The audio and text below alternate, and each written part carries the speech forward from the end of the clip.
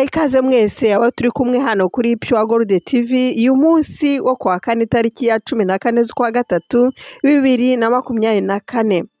Ijambo ry'uyu munsi turarisanga mu rwandiko Paul yandikiye abagalatiya, yarubandikiye ababaye cyane, yarubandikiye afite agahinda kubera ko bari bamaze kuyoba, bamaze kumva ubundi butumwa butari ubwo babwirijwe. Iyo baruwa yarayibandikiye agira ngo baburire kugira ngo babe maso bene data. Reka tuyisome turebe umurongo wa 8 igice cya mbere.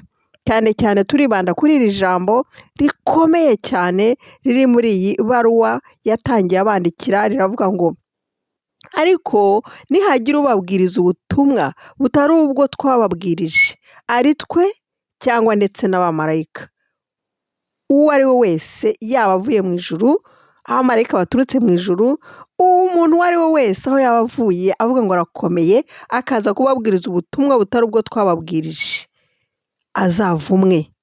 Urumva iryo jambo yakoresheje, kuvumwa ni ikintu kibi cyane, kuvumwa ugahinduka ikivumwe. Iyo Pawulo yabivugaga byari iby'ukuri.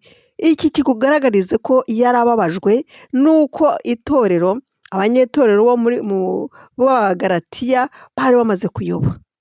Ni kimwe n'uyu munsi wa none, hari abantu benshi cyane bumvise ubutumwa bwiza, bageze hagati barayoba. Abantu bababwiriza ubutumwa bw'amafaranga, ubutumwa bw'ibitangaza, ubutumwa butari ubw'agakiza, ubutumwa budafite intego yo kwihana icyaha kugira ngo uzajye mu bwami bw'Imana. Ubwo butumwa ni ubutumwa bw'ubuyobe.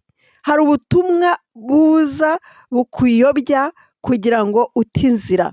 Niko abagalatiya bari bameze, ariko yabandikiye agira ngo abahugure, abagarure mu nzira nziza. Uyu munsi wa none rero nagira ngo dutekereze kuri aya magambo. Niba muvandimwe warayobejwe, waragiye ahandi, warataye inzira igana mu ijuru, warataye inzira y'agakiza, ubutumwa bwiza wumvise bwa Yesu Kristo wazutse, waje kugukiza ibyaha no kugira ngo azakugeze mu ijuru, ubwo butumwa bundi ni ukubwihorera, ukagaruka ku nzira uyu munsi wa none, nk'uko Pawulo abivuga, abibwira abagalatiya. Reka dusenge. Mana Data, turagushimye cyane, turagushimye ko utuburira, turagushimye kubw'ubutumwa bwiza watuzaniye bw'agakiza.